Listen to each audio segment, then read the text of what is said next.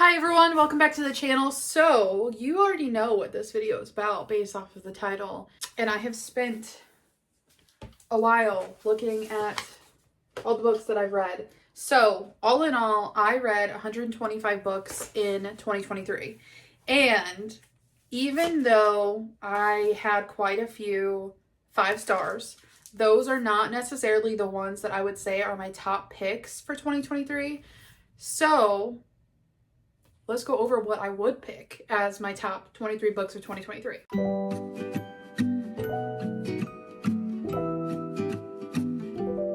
Also, before I get into this, a couple disclaimers. So, I did not want to fill up this list with books in a series because Sarah J. Maas and Ruthless Boys of the Zodiac, a few of the books in that series I would say are some of my top picks.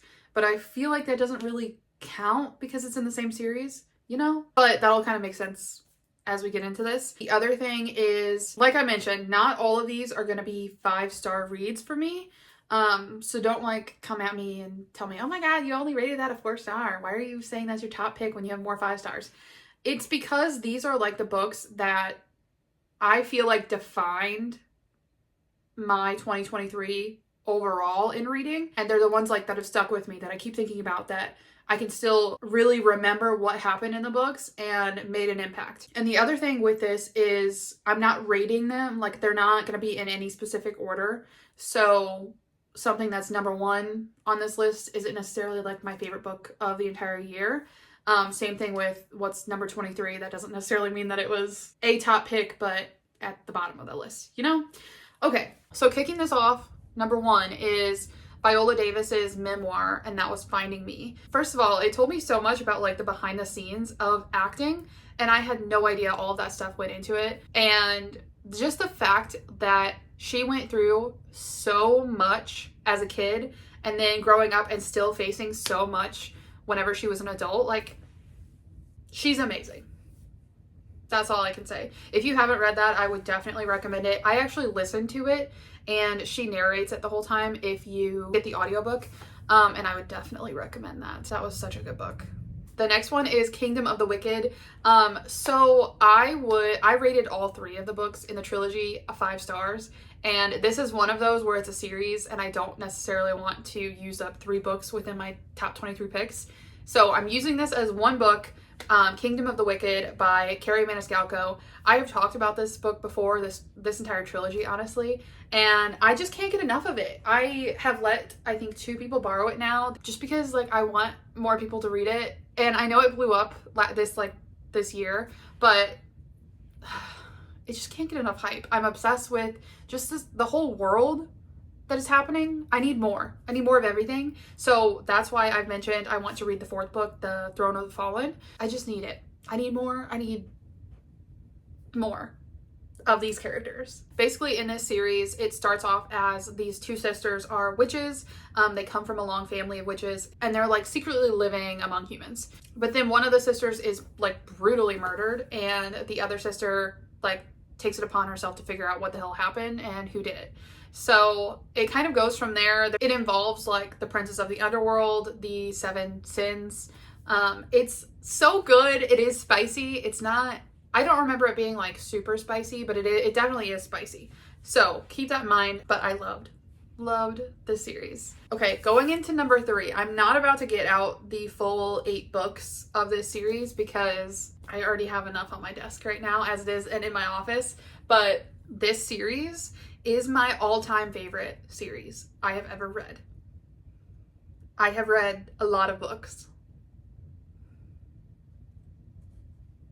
I just want to live in this world, and I want to be friends with these characters. They feel so real to me, and I feel like I'm still grieving the loss of everything. There not being another book. This is my Bible. Is that dramatic? Yeah. But that's just how it is. If you've read this book, this series, you understand.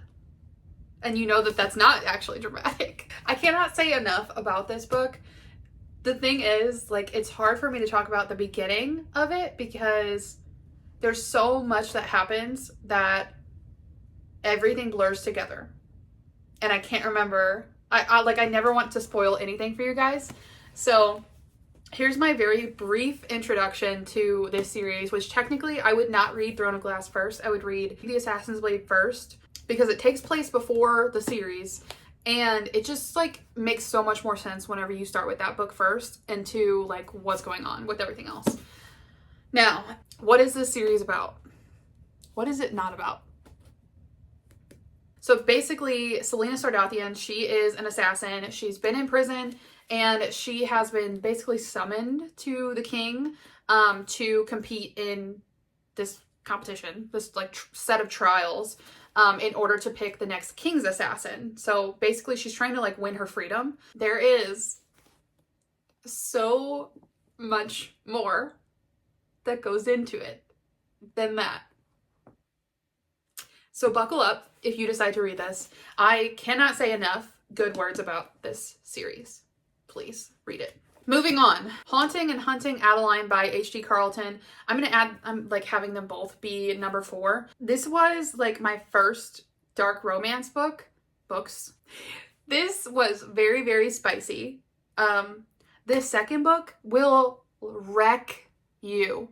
If you are easily triggered, if you are not easily triggered even, please look at the trigger warnings because there are very, very heavy topics and heavy scenes that happen that you should definitely be prepared for before getting into these books. However, this is literally some of the best writing I have ever read. The way H.D. Carlton writes it's intense. Like you literally feel like you are experiencing this. It's insane. Okay, I was just looking up like a summary of the book to make sure that I didn't say anything wrong. And it looks like Goodreads is saying that it used to be banned on Amazon due to the trigger warnings. I guess it's not still because well, no, it can't be because I bought them for my sister for Christmas. Isn't that a funny Christmas gift? Anyway, yeah, anywho, it's basically about this author. She inherits like her grandmother's house. She's going there. She's doing like book signings and stuff. And she is getting stalked by someone. And he's like breaking into her house, leaving things for her. And it like escalates a lot. If you are not into dark romance, don't read it. Because it is dark. Very dark. But so good. And definitely a top pick for me for 2023. Now, I blame those 2 books, Haunting and Hunting Adeline, for my spiral into dark romances for a while, which led me to Emily, I think it's McIntyre. I think that's how you say her last name. And she writes these, I think she calls them twisted and fractured fairy tales. And they're dark romances, but they're fairy tales retold. I want to be inside of her mind so bad because I don't know how you come up with this stuff, but her books are incredible. And it's a whole series. I think there's 5 books out. I think I read through 4 because I was waiting for the 5th one to come out.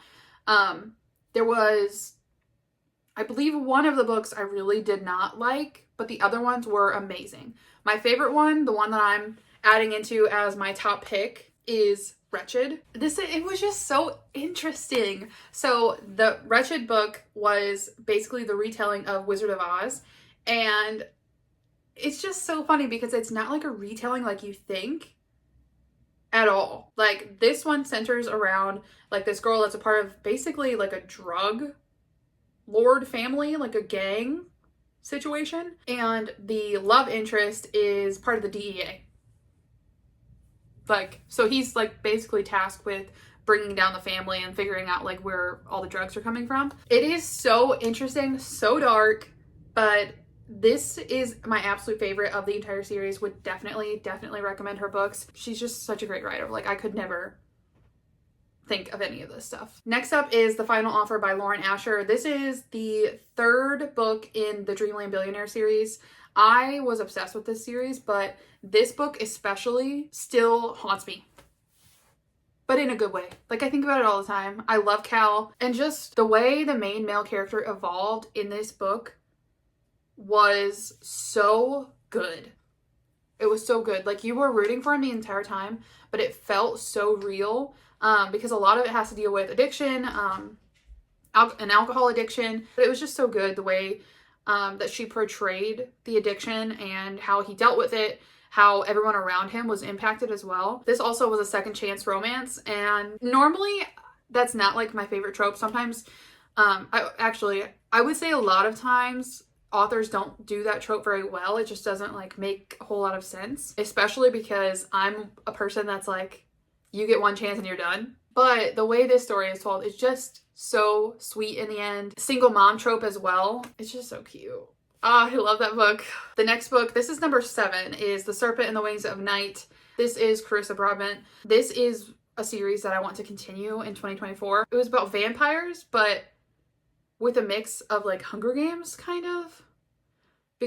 Which is also kind of like Throne of Glass, like I explained earlier. But so this book centers around this human girl that has been raised by a vampire king, which already sounds insane. But so she decides to enter this competition that's held by like the goddess of death. And in order to win, she has to like go through a bunch of trials. It's basically like very dangerous. Everyone there is a vampire. There's also a love interest that comes into play, and that is also very good. And then the end of this book will absolutely kill you. But also, I don't know what happens next. But I really, really like this book, and I honestly have no clue why I didn't read the second book immediately. But it's on my 2024 TBR. Number 8 is Lessons in Chemistry by Bonnie. I think it's Garmus? I don't know, I'm sorry. This book, I also think about constantly. And actually, I think they just turned this into a TV show too. I don't know if it's out, but I know that I've been seeing trailers for it. And I do want to watch that because I could not get enough of this book. Anything I say about this book, I feel like would sound so random and unappealing. But it's so good. And it crippled me at a certain point in this book. There's also a dog called 630 in here. Like, what else do you need to read it? So it's basically about this lady that works at a research institute, but it's the 1960s. We know how everyone treated women back then, right? People still treat women like this sometimes. But it was appalling, the amount of disgusting sexism that happens in this book. But the woman in this is like such a feminist, and it's incredible. The things that she does, the things that she accomplishes, she is just such an incredible character, and I can't recommend this book enough. I don't want to say anything else because I don't want to ruin certain parts of it, but this book was life-changing, honestly. That's what I will say about this. Number 9 is The Midnight Library by Matt Haig, and I let someone borrow this book, otherwise I would hold it up right now. Before I get into this book, you should know that it has certain trigger warnings that you should probably look at before you read it. I had no idea what it was about going into it, which is a common theme for me. But to be honest, if I had known what it was about, I probably wouldn't have read it whenever I did. But it was good that I read it when I did, because I think it really brought me out of the extremely, extremely negative mindset that I was in at the time. I don't know that I really want to explain what this book is about because it does have some pretty negative like themes going into it, but it's not in a bad way. Like, it made me really think about life and things like that in general, and what I want to do with my life, how I view myself, and I just literally, I can't recommend that book enough. It is kind of heavy at times, and it can get like a little bit slow in the middle, but I just really would recommend that book for sure. So number 10 is The Right Move by Liz Townford. I think it's the second book in the Windy City series. And while I love the first book, the second book, this one was just so good. It's a romance book. It's about a basketball player, and if you read the first book in that series, like the main girl in that one, basically the second book is about her best friend, if that makes any sense, and also her brother. It's so good. It's so good. I love both of these characters, but you cannot tell me that the boyfriend in this book is not one of the like top 10 book boyfriends out there right now. Ryan Shay, like, you're joking. You're joking. I feel like I'm still just like giggling this entire book. Everything that he did, he's so fucking sweet. He does all the little things. He remembers all the little stuff. Come on. Number 11 is Icebreaker by Hannah Grace. This one, the only issue that I had was like the conflict at the end seemed like very obvious, but so cute. Hockey boy, ice skating girl. What more do you need? They're both in college, and it's just really cute. Like, it had almost everything that I needed. The only thing was like that one part where, but I loved all the side characters as well. Like those, like they were addicting. Number 12 is Fourth Wing by Rebecca Yarros. This one should not come as a surprise to you guys, honestly. This is all over TikTok. I feel like I don't even need to give an explanation or a summary or anything. College for dragons. Really hot love interest. Found family. Yes. However, Iron Flame, the second book in the series, didn't quite reach like the expectations I had. However, I have a lot of faith that that was just more of a setup book. I've said this before, and I think the rest of the series is gonna kill. It's gonna be so good. This next book, number 13, is kind of more so the series than the first book, but The Inheritance Games by Jennifer Lynn Barnes. I literally think about this book every single day. Every day. Just all of the clues, the puzzles, the mystery, everything about this book had me hooked, like throughout the entire series. I think if I had read this in high school, I would have been even more obsessed. Like, this was probably would have been some of my favorite books back then. And I kind of wish that I had whenever I was that age, but I still even love it now as a 25-year-old. So if you have not read it, it's basically about this girl wakes up and is suddenly basically handed the entire inheritance for a billionaire that she has no clue who he is. So within all of that, she basically has to live with the family of the billionaire that they were all disinherited. Like, they all thought that they were going to get part of the inheritance. They got nothing at all. But she has to live in the mansion that they live in for an entire year with all of them there in order to like officially get the inheritance.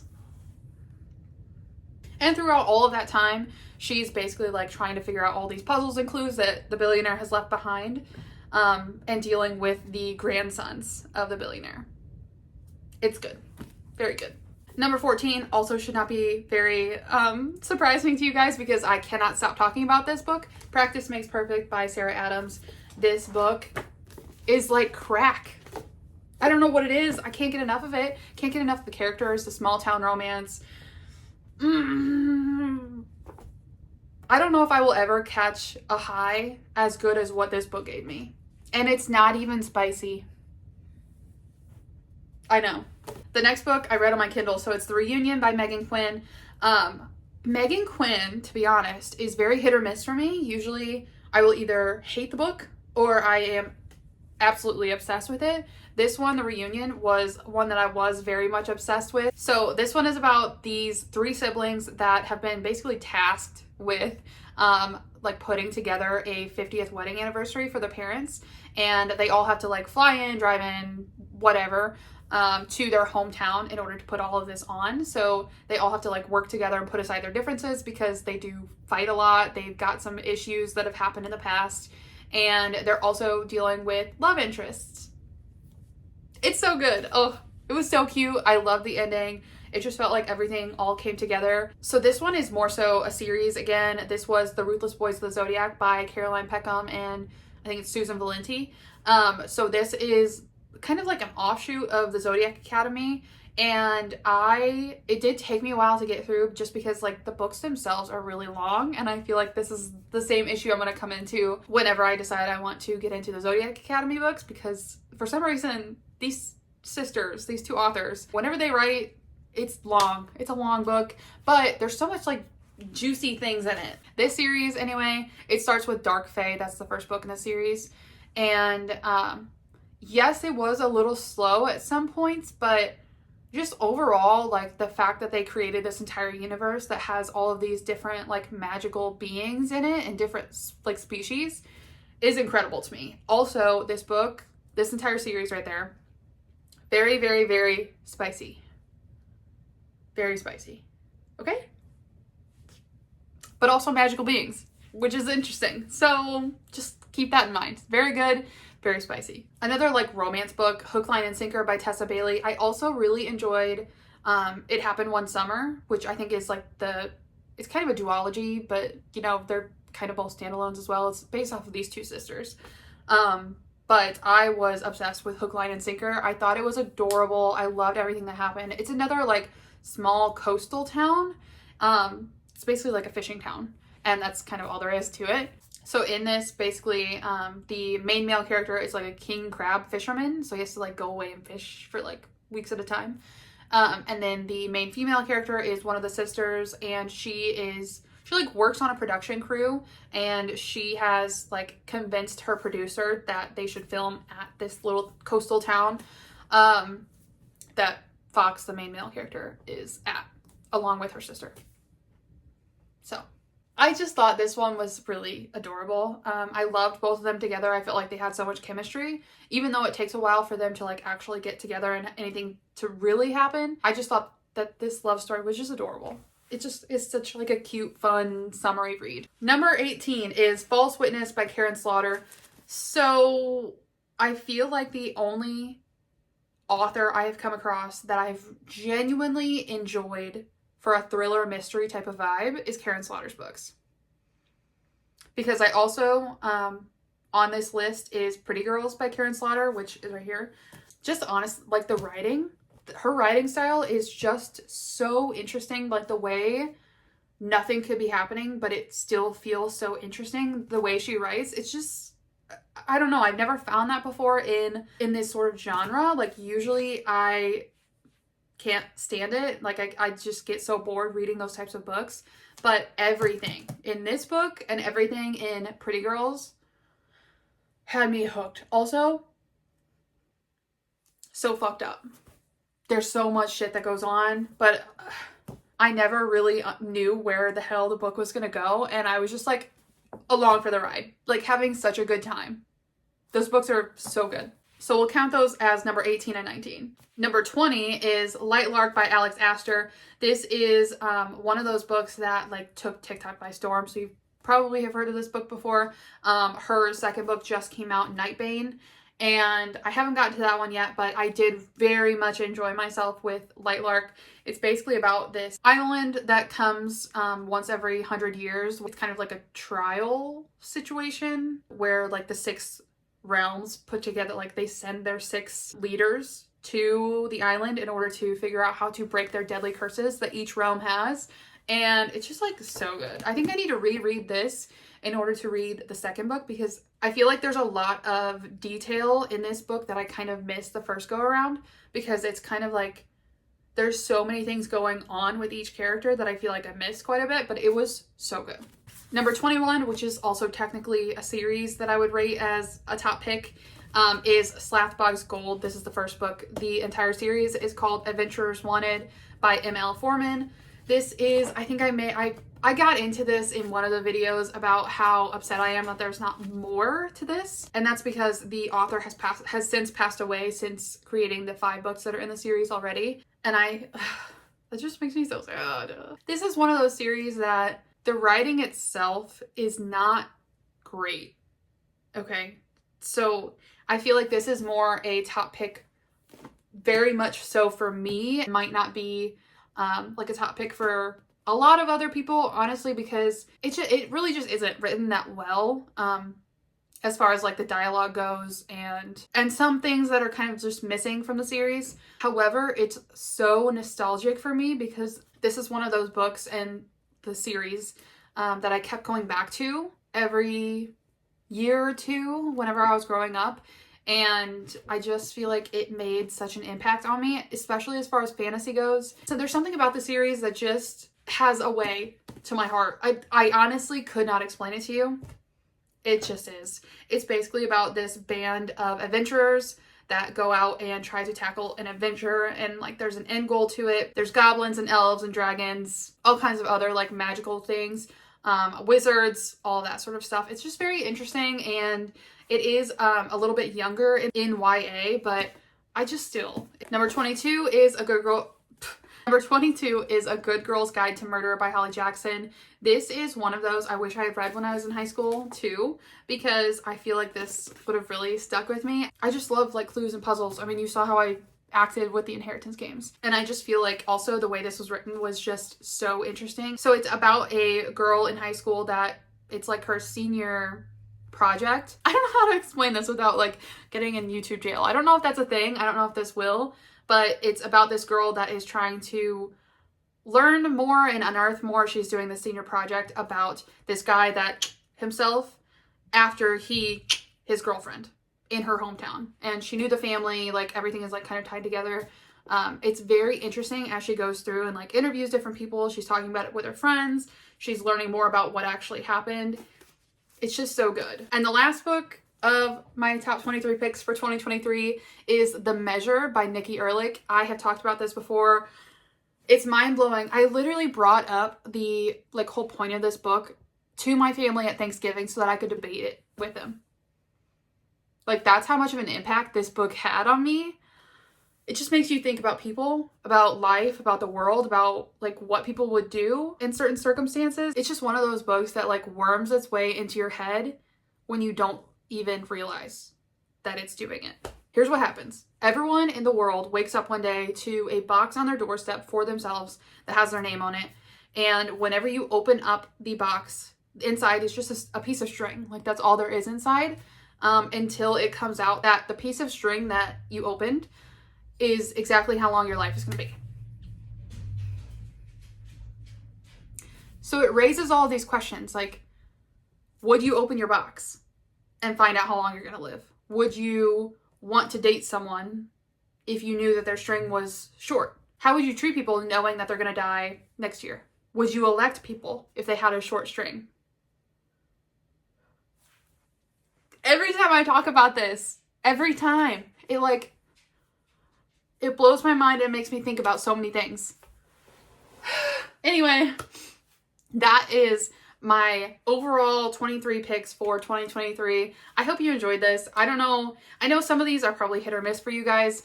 Everyone has a different opinion on the books that they've read, but after reading 125 books, I just feel like these are the very best and what brought about like the most feelings in me, and I just would definitely recommend all of these books to you. If you've been on the fence about reading any of these, please read them and then come back and let me know what you thought. I love to talk about any and all of these. Other than that, that is all I want to do today. I know this video was kind of much longer than normal, but I just kind of wanted to give you guys everything that I thought about these. So I will see you guys in the next video.